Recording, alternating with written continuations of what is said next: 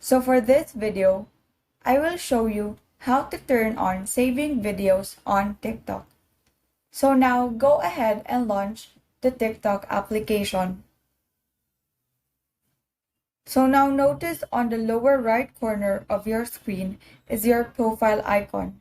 Tap that icon, which will lead you to your main page. Now on the upper right corner of your page, you will see the hamburger icon or the three horizontal lines. Tap that icon and select Settings and Privacy. So under Account, you will see the Privacy option.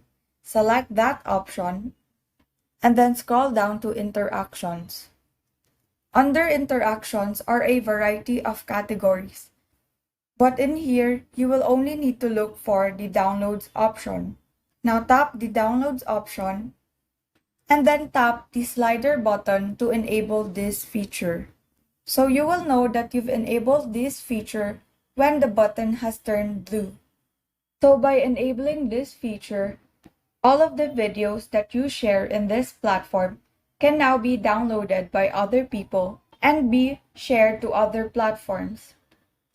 So that is how you turn on saving videos on TikTok. Thank you and have a great day.